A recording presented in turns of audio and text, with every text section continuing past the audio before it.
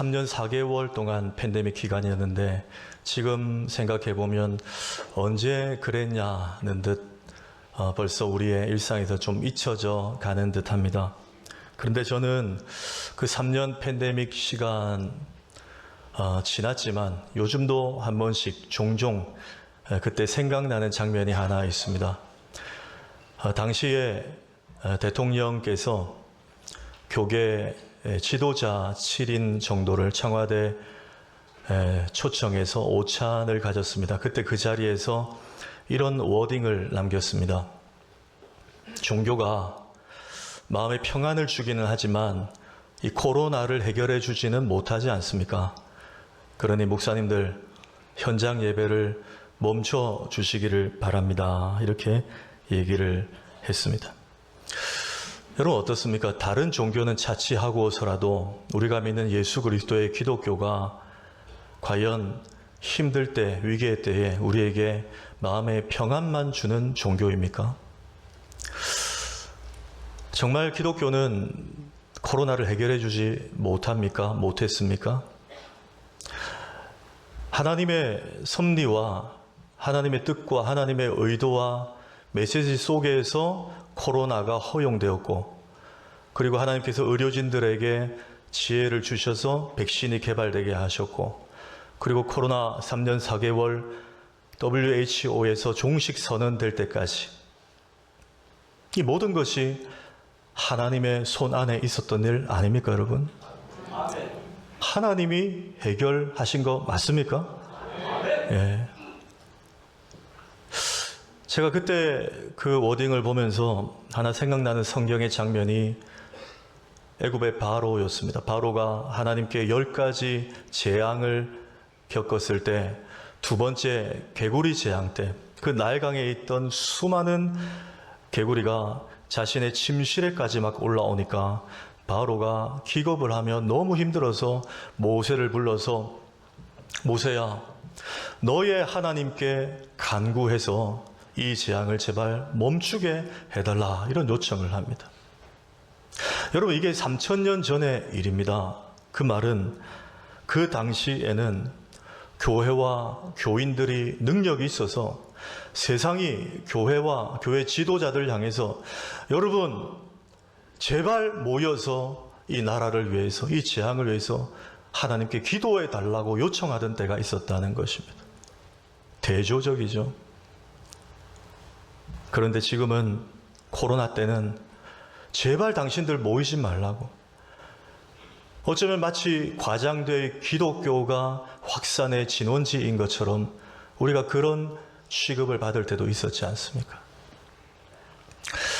여러분 세상은 이처럼 때때로 우리 교회와 믿는 자들에게 능력을 요구할 때가 있습니다. 뭔가 보여달라는 거예요. 예수님 믿는다면서, 하나님 살아계신다면서 그럼 능력과 증거를 보여줘. 이게 한 번씩 우리에게 오는 세상의 요청입니다. 근데 이때 우리가 아무런 능력을 나타내지 못하면 세상은 우리에게 뭐라고 말하는가? 오늘 제목입니다. 그들이 능히 하지 못하더이다. 사실 이거요 굉장히 민망한 장면입니다. 앞서 예수님 베드로와 요한과 야고보만 데리고 변화산에 올라가셨어요. 근데 그때 그 변화산 아래에서 9 제자들에게 한 아버지가 찾아옵니다. 그 아이를 데리고. 그의 아들은 귀신 들려서 말도 제대로 못하고 굉장히 비참한 유년 시절을 살아가는 안타까운 아이였어요. 이 아이를 고쳐달라고 나머지 9 제자들에게 이 아버지가 찾아온 거예요. 그런데 9 제자들은 못 고쳐냅니다. 잠시 후에 예수님이 내려오셔서 그 아이를 고쳐주신다는 내용입니다. 그렇다면 여러분, 왜 제자들은 능히 고치지 못했을까요? 그리고 우리에게 갖고 와서, 우리도 이제 화요일부터 제자 훈련을 시작하는데, 우리도 무리가 아니라 그리스도의 제자라면 우리도 이들을 보며 회복해야 될 능력이 무엇일까요? 저는 오늘 예배 가운데 3가지를 간결하게 적용합니다. 첫째, 다시 제자로서의 능력을 회복하기 위해 우리가 해야 할 일은 다시 주님께 데리고 가야 한다는 것입니다. 다시 주님께 데리고 가는 것입니다. 자, 18절 중반부터 볼까요? 내가 선생님의 제자들에게 내쫓아 달라 하였으나 그들이 9 제자들이 능히 하지 못하더이다. 예수께서 대답하여 이르시되 내게로 데려오라 하시매. 예수님이 제시하신 제자로서의 첫 번째 능력 회복의 비결은 매우 간단한 거였습니다. 그래? 그럼 내게로 데려와, 이거였습니다. 혹시 2부 예배에 나오신 성도님들 가운데 이 진리와 원리를 몰랐던 분 계십니까? 아마 안 계실 거예요. 우리 삶에 문제와 위기가 생기면 주님께 나아가야 된다. 이거 들고 가야 된다. 가면 된다. 다 머리로 아실 거예요. 그런데 우리 어떻습니까? 처음부터 잘 가지 않습니다. 주님께.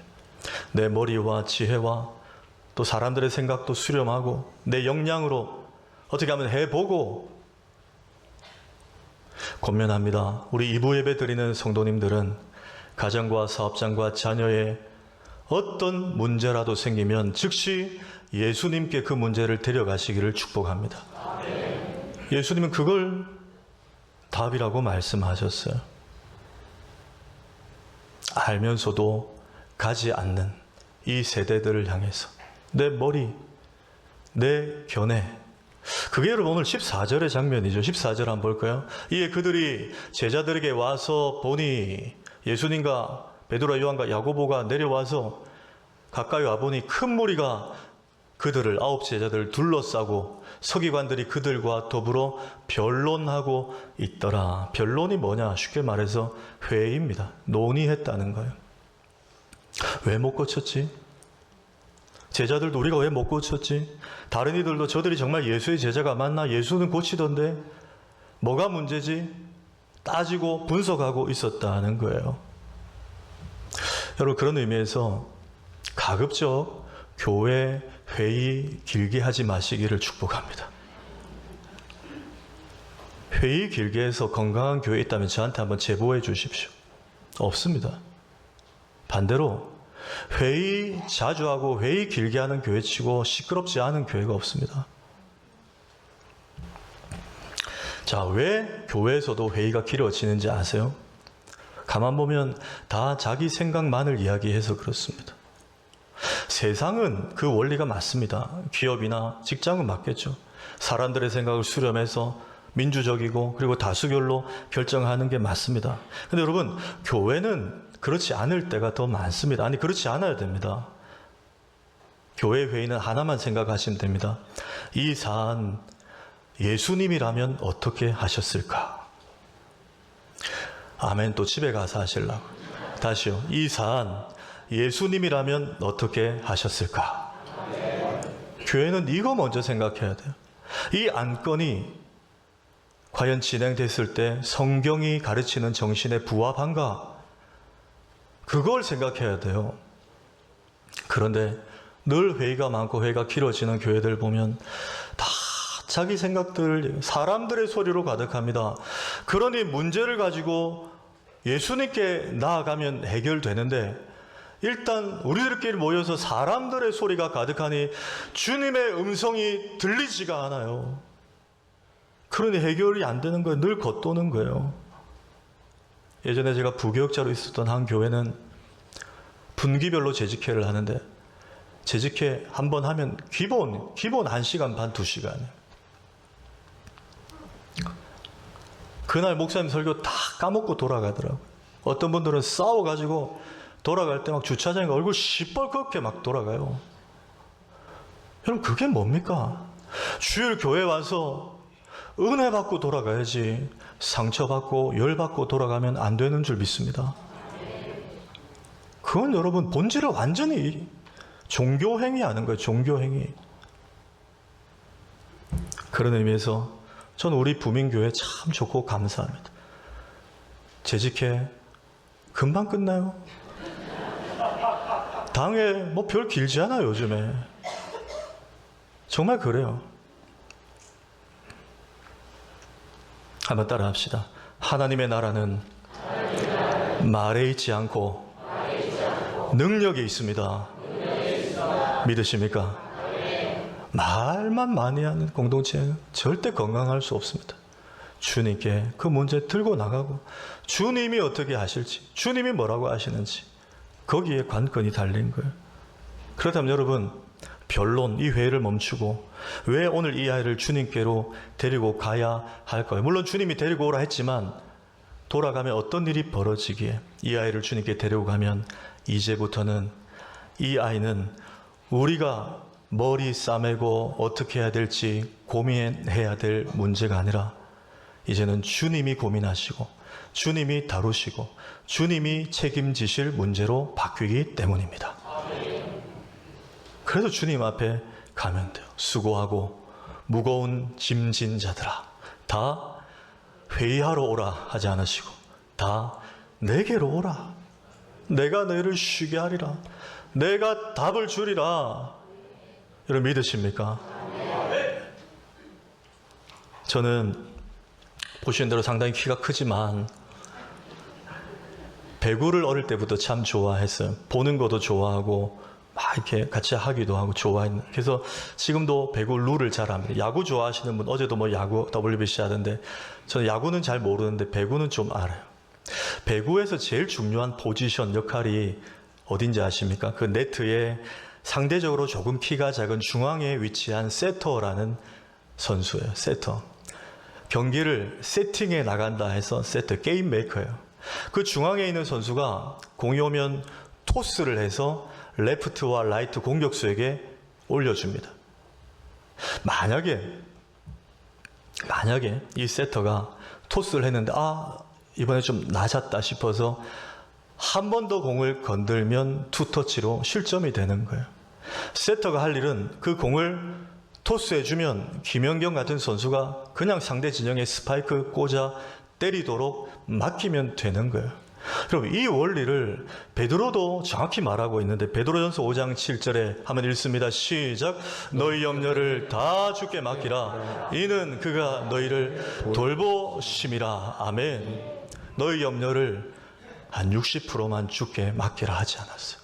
나머지는 좀 의논해서 결정해 하지 않았어요. 다 주께 맡기랍니다. 다. 토스하라는 거예요. 그러면 이제 그 문제는 주님이 다루실 문제가 되리라, 그 말이에요. 이 이유 때문에 갖고 나오라는 거예요. 다시 우리가 할 일은 어떤 문제와 위기도 일단 주님 앞에 갖고 가는 거예요.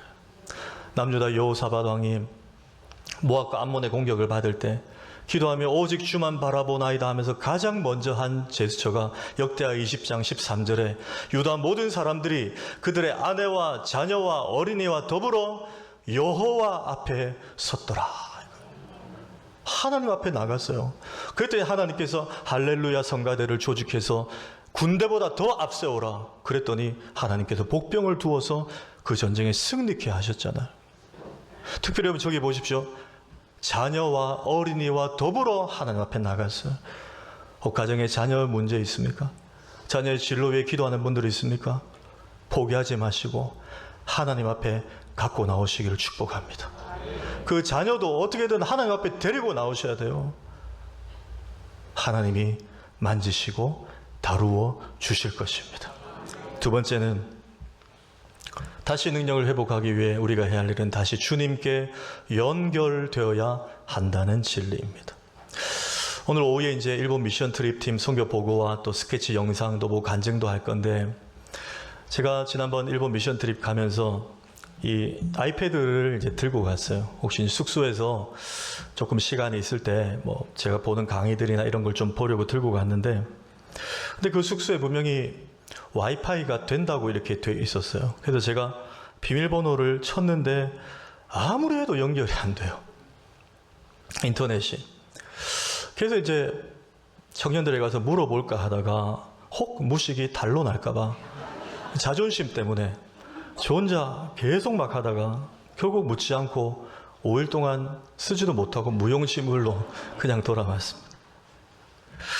오늘 여러분, 주님 두 번째 능력 회복의 비결로 말씀하시는 게 기도죠. 29절 볼까요? 29절. 이르시되 기도 외에는 다른 것으로는 이런 종류가 나갈 수 없느니라 그랬어요. 여러분, 그냥 어렵게 답하지 마시고 어려운 생각하지 마시고 기도란 뭔가 1차원적으로 한번 생각해. 기도란 뭔가? 기도는 우리의 문제를 아까 1번 돼지처럼 하나님께 갖고 가서 아뢰는 것이다. 맞죠? 그게 기도입니다. 그런데 오늘 본문의 결에서 예수님이 말씀하신 기도의 의미는 그것뿐 아니라 조금 결이 달라요. 저는 오늘 본문 안에서 예수님이 말씀하신 기도는 하나님과 연결되는 것이 기도다, 이렇게 해석합니다. 왜 그런가? 야고보서 1장 17절 한번 볼까요? 한번 읽습니다. 시작. 온갖 좋은 은사와 온전한 선물이 다 위로부터 빛들의 아버지께로부터 내려오나니. 예. 여러분, 우리의 능력이 우리에게서 나가는 게 아니라 우리는 매 순간 위에 계신 하늘 아버지께서 능력을 공급해 주셔야 그 능력이 나간다는 거예요. 그러면 하나님과 늘 연결되어 있어야 되는 거예요. 이게 이 영적 상태가 기도라는 거예요. 아무리 좋은 아이패드 있으면 뭐합니까? 인터넷 연결 안 되면 볼 수가 없는 거와 마찬가지예요. 그래서 이 원리로 우리가 잘 아는 데살로니가전서 5장 16절, 17절, 18절을 보면 항상 기뻐하라, 쉬지 말고 기도하라, 범사에 감사하라, 이는 너희를 향한 하나님의 뜻이니라 그랬잖아요. 여기 여러분 항상 기뻐하라, 쉬지 말고 기도하라, 범사에 감사하라를 문자적으로 보면 이게 가능해? 싶습니다. 이게 어떻게 가능해? 일상을 포기하고 기도원에만 들어가야 되는 그 말인가 싶어요. 근데 그게 아니에요. 기도를 하나님과의 연결이라는 믿음으로 바라보면 이게 가능합니다.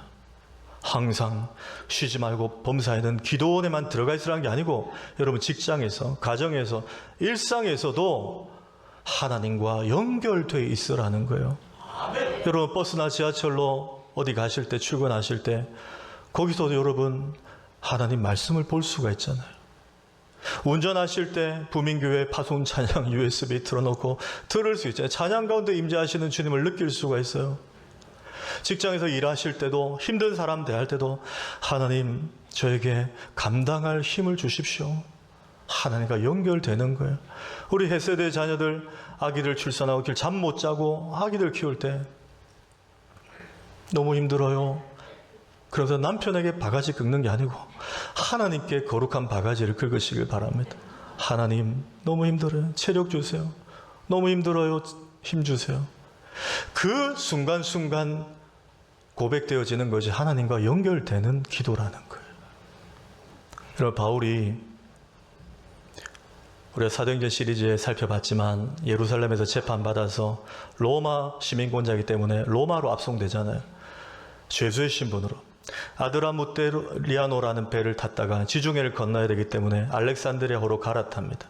그 배를 타고 쭉 처음에 순항했는데 뭘 만나죠? 유라굴로라는 광풍을 만나게 돼요. 2주 동안 죽을 고생을 합니다. 그 배에 276명이 승선해 있었거든요.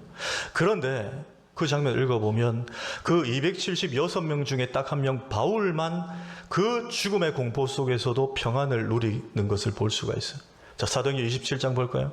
내가 속한 바 곧 내가 섬기는 하나님의 사자가 어젯밤에 내 곁에 서서 말하되 바울아 두려워하지 말라 했기 때문이에요. 내가 속한 바, 바울은 하나님께 연결되어 있었어요.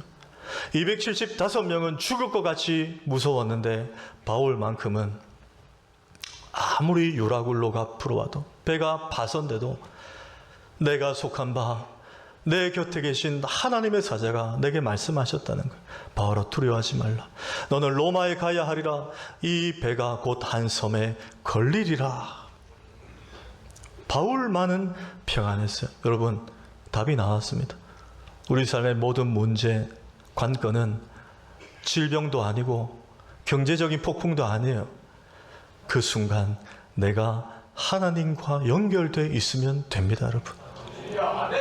그래서 제가 마지막 축도할 때 고린도서 13장 13절 인용하잖아요. 주 예수 그리스도의 은혜와 하나님의 사랑과 성령의 교통하심이 우리와 함께 있을지어다. 교통이 코이노니아예요. 교제와 같은 말이에요. 왔다 갔다 하는 거예요. 하나님과 교통하는 거예요. 어떤 목사님들은, 특히 타교단 목사님들은 저기에 다른 것들도 막 추가하세요. 성령의 교통하심과 형통하심과 위로하심과 안위하심과 충만케 하심이, 이렇게. 근데 여러분 사실 성령의 교통하심만으로 충분합니다.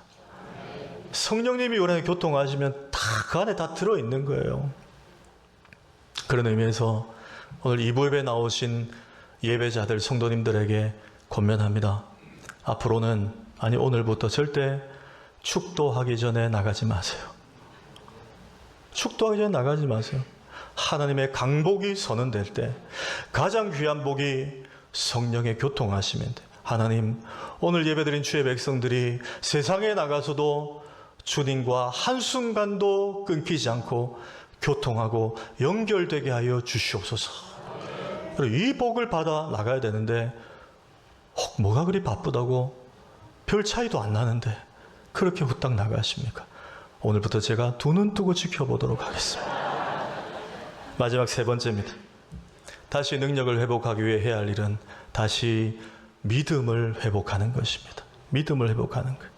예전에 우리 교회에서도 한 부목사님한테 제가 직접 겪은 얘기를 들었어요.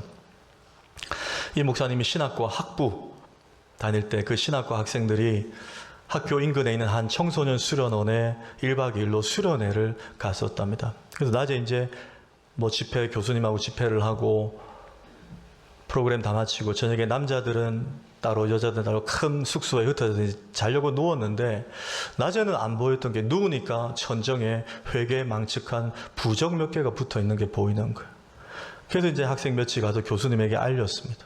교수님이 와서 보시더니 다 짐 싸라 철수해서 다 학교로 복귀했다라는 얘기를 들었어요. 물론 그 교수님 그렇게 하신 것은 나름 이유는 있겠죠. 근데 저는 듣는 입장에서 그 대목이 조금 아쉬웠더랬습니다. 여러분, 그 학생들 신학과 학생들이에요. 제가 이 얘기 일부 우에노 공원에서도 노숙인들 앞에서 했는데 신학과 학생들이에요. 예수 믿는 자들이라고요. 여러분, 우리가 예수님을 영접하면 그 시간부터 우리 안에 누가 계십니까?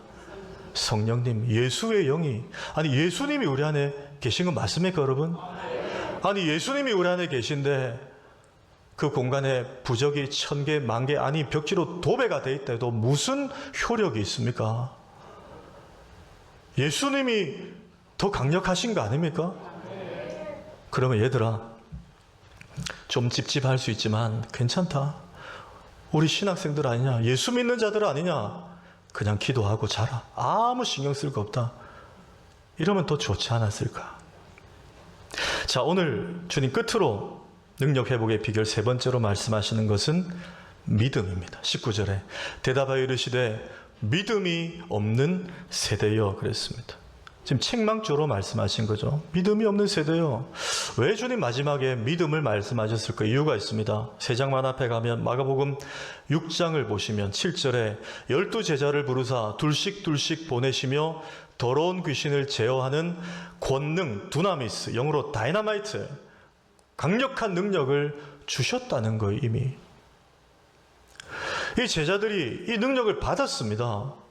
예수 이름으로 믿음으로 선포하면 역사가 일어나는 거예요. 그런데 자기들이 부여받은 이 두나미스가 얼마나 강력한지 믿음이 없었던 거예요.